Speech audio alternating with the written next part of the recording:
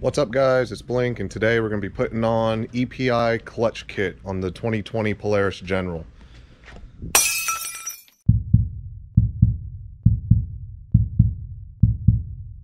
This is the EPI clutch kit. It comes with a new helix and a new primary and secondary spring and some new weights. EPI was great to work with. When I called them up, I told them I already had 30% reduction, gear reduction with the portals. So instead of getting a mutter kit, which basically just has a different secondary spring, I went with their sport performance clutch kit, which will give me a little more top end, supposedly a little more horsepower and a little more torque. The mutter kit and the grappler kits make you lose about 10% of your top speed. 10 to 15%. So I didn't want to lose more top speed. I kind of just want to get some of that belt engagement back, keep the belt cool. So that's why I chose the sport clutch. And if the sport clutch doesn't give me the effect that I want on the machine, he told me all I simply have to do is change the secondary spring. So it seemed like the best bet for me, and that's why I chose this kit. But today we're going to be showing you how to change this clutch out. All right guys, first thing you want to do is get this vent tube off. And loosen up this clamp.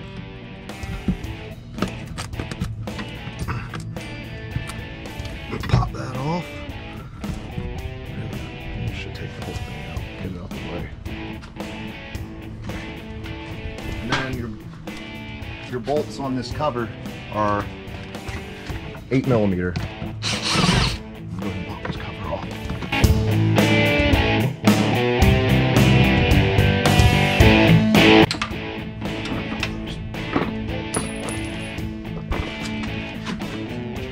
First, we're going to take off this secondary clutch. It's a 15mm.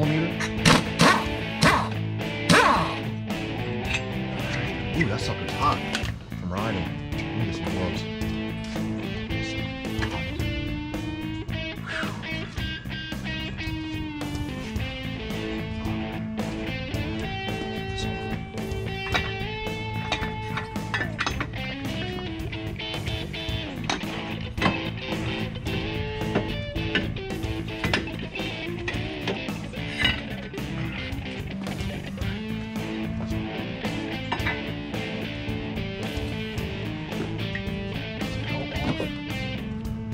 That looks pretty good, even though I smelled that burning the other day. I don't see a little bit right here. See that little bit of burn? I think this is gonna be okay. Oh yeah, see right here? A little bit of burning. It's not horrible. We'll reuse this for now. It's amazing, that little piece of rubber is 130 bucks. All right, now we're gonna get this primary clutch off. First, let's figure out what size that is. That looks like a 22. Let's see, 22. That's a 22. Pop this off.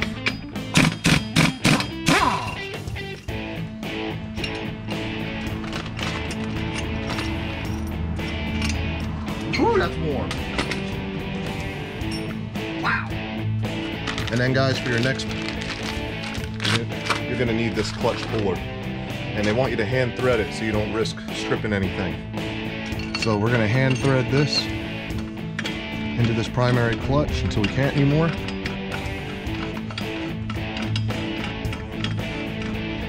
All right, that's all the way tight I can get it by hand. And then I'm gonna find a socket for it. And actually that 22 is a perfect fit still.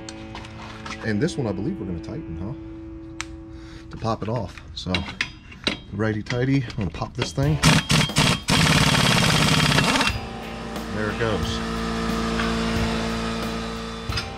All right guys, so for this EPI clutch compression tool, we had to take this out, and there was a reducer on the other side that you had to slide this in first. So just so you know, if you think that your bolt won't fit through that compressed washer or whatever's in there, you just need to take this rod out, and there's a smaller end on the other side. But we're gonna go ahead and tighten this down and compress that spring. And you don't have to get this super tight, you just need it to hold that tension. So that feels pretty tight. So I did read some stuff online and it said that these torque 25 bits can be really tough to break loose. I just tried one with the drill and it actually worked. So I would just say be very careful doing these. But these are a T25. I'm just taking it slow. I want to make sure I don't mess anything up. And they are, as you can see, it's got some Loctite on there. So this is a brand new machine. It doesn't have a whole lot of hours on it. If you're doing an older machine, it might have a little more difficult of a time than I'm having just using this drill. So I'm considering that I've gotten pretty lucky right here with this.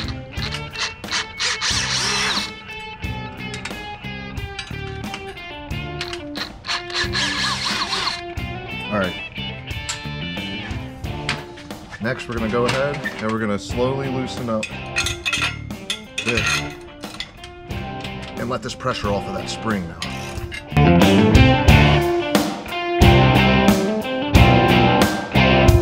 Yeah, if you guys are reusing this helix, you should mark it. There is already a mark, so there's an X right here, and you should go ahead and you should line that X up with where it's taken off.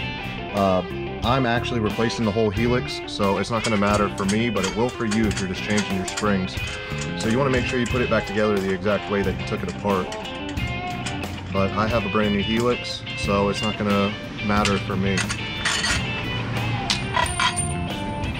Alright, so that's the stock helix right there. Looks pretty good shape.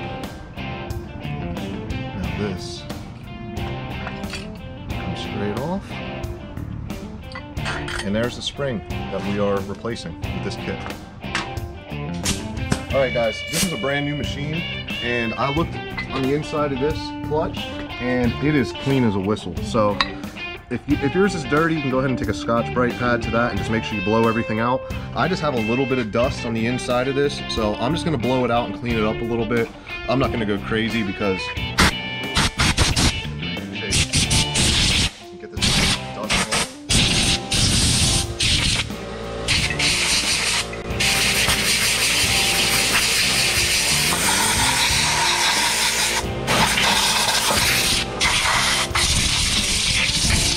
Really, for me, that's going to be good enough.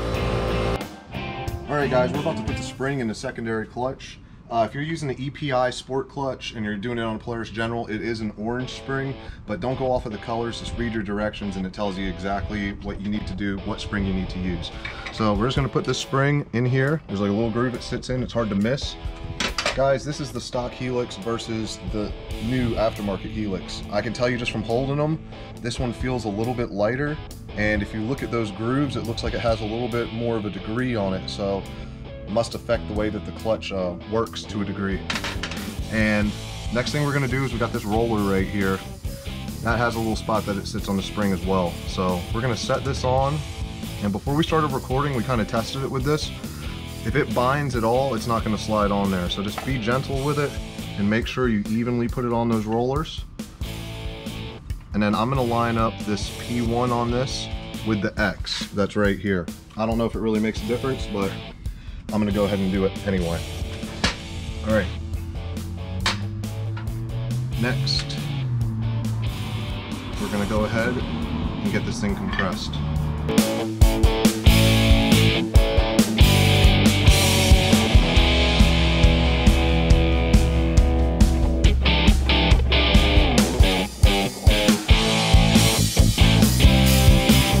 Guys, the issue that we were having, was this was not even reveal all the way around this compression tool. So if this thing's caddied either way, favoring one side or the other, it's not going to push that spring straight down for you, and you are going to have issues when you're tightening this with the spring going sideways and binding up, and you're not going to get this thing to sit perfectly in there. So as you're going down, just make sure you continually check that compression tool is centered on that helix. Otherwise you are going to have issues like we just ran into tightening this up.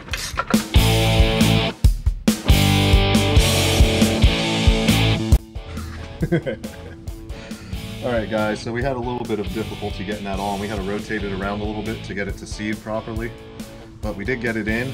I wouldn't recommend using red Loctite. This is all I have, so I'm just going to throw like a little dot on these, but I wouldn't go crazy because that stuff is more permanent than the blue. And yeah, it might cause issues taking it off later. I'm just gonna use a little bit on each one. Okay, the directions, guys, say that these are supposed to be tightened to 45 foot-pounds. I don't have a 1/4 inch drive torque wrench, so I got some red Loctite on these suckers, and I'm just going to tighten them up with the drill, just like I broke them with the drill. And I think that is going to do, especially with the Loctite that's going in.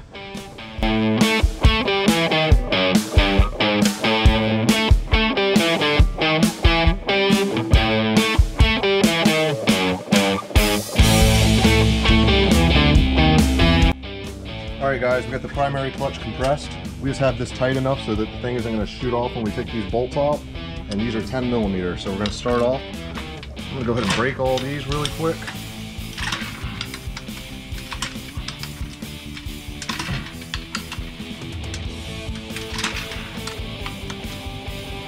Get these out.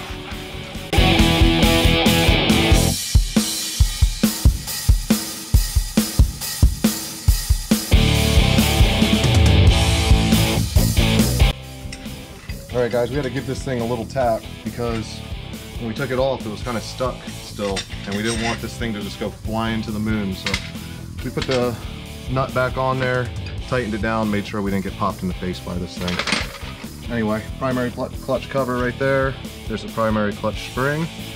And take that out.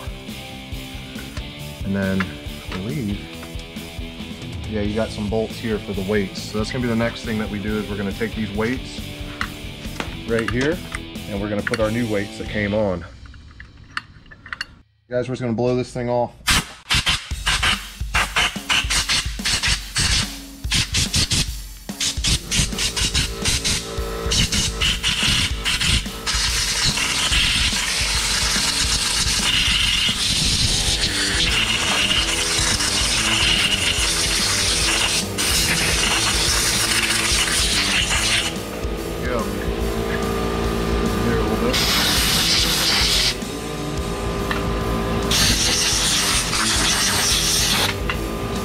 A couple things you need to note on this is this bushing. Check it when you take this apart, make sure that this bushing is intact. It's one thing they say you need to focus on. And then when you're doing these weights, these don't need to be over tightened. They just need to be snug. If you over tighten it, then your weights aren't going to be able to move. You can bind this up by over tightening.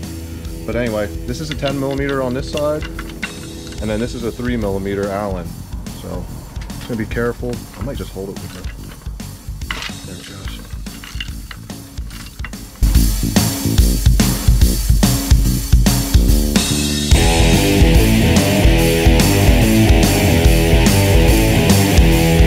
Get your weights out, take a look at your bolts that hold those weights in. You can see mine are new and they're clean, but you can go ahead and you can clean these lightly with like a Scotch-Brite pad or a very high grit sandpaper. Just be careful, you don't want to do anything more than just polish them up. And you can run a piece of sandpaper through these holes as well. Mine still move really freely, so I'm just going to lightly hit it with this wire brush to clean it up where I might see a little bit of buildup, and I'm going to call it a day there. But you guys should definitely make sure that these things move freely, because if they don't, it's going to affect the way your weights work in your clutch, and you could have issues. Alright, so we're going to put the weights in now. I'm not sure what the difference is between these. You can see they're shaped a little bit differently. This one says 67, this one says 64. I don't know if that's in reference to grams or what it is, but it's hard to tell a difference by just holding it, but there clearly is a difference somewhere, somehow. This looks a little bit more performance-like, but I guess we'll tell when it's on the machine and we'll see how it does. Alright guys, I found just then it's easier if you just kind of hold the weight up a little bit, don't just let it sit down. So what I did was I stuck my finger inside of the clutch and kind of just balanced it up and slipped that through, and then put the nut on.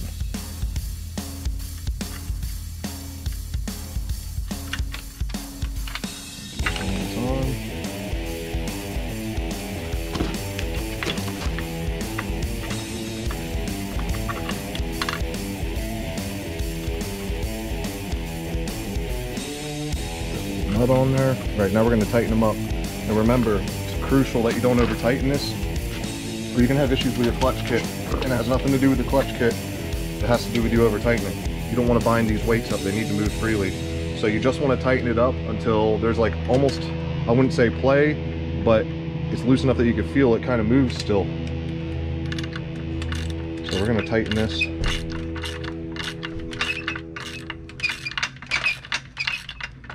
I'm just going to check periodically and make sure I'm not over tightening it.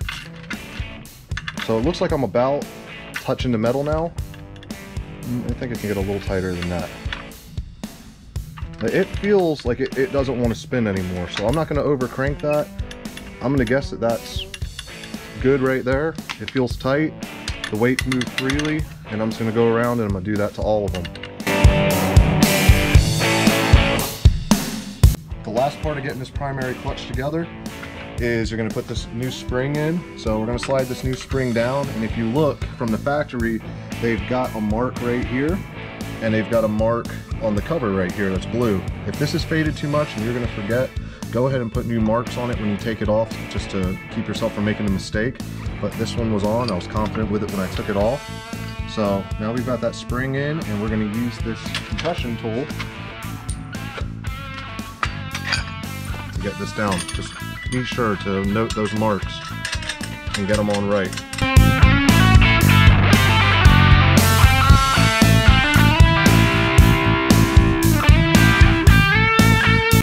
Alright, we're going to go ahead and put these bolts in now. I'm just going to hand thread them a little bit. As you're tightening this compression clamp, make sure your holes stay lined up, or you might tear up your threads a little bit if you try forcing that thread in there. I had to adjust mine a little bit. I'll go ahead and get my torque wrench and set it to 96 foot-pounds and get these all snugged up good.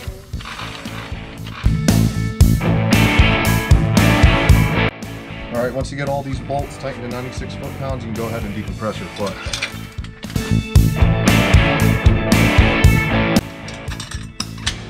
And it's as easy as that.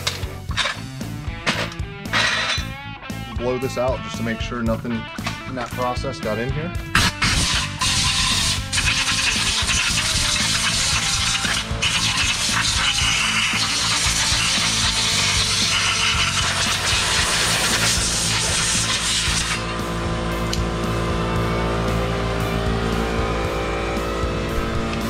Alright, we're going to go ahead, put this primary clutch back on. And then before we put this on, we're going to slide the belt through it. After you get your clutches on and your belt on, you can go ahead and tighten this up. We're going to leave the clutch cover off for now. You take it for a test ride and see how it does.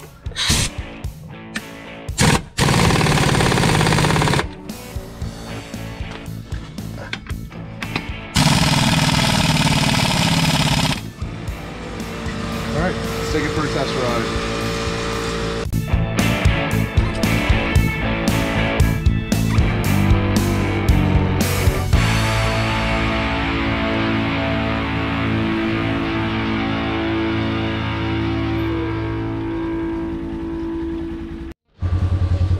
Alright, we've got the clutch kit on, we've got the clutch in the belt form, and we're going to go ahead and do a little dig and show you guys what it's capable of now with the clutch kit.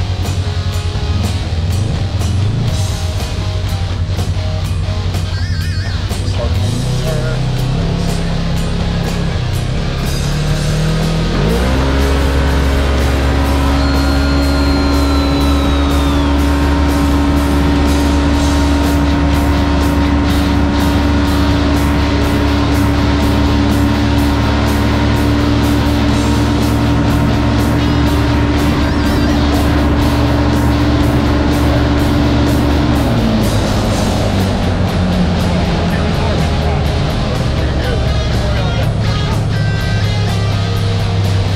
Just on that little drag, going about 6 miles an hour faster than I was before the clutch kit, and it feels from the dig when I floor it that I'm engaging faster. So I think it added a little bit of torque, and it feels like it might have even added a little bit of top speed. So we'll take this thing for a really good ride over the weekend and put it in some mud and some trails and give you guys a real review on this clutch kit. And the difference that I think it made, but definitely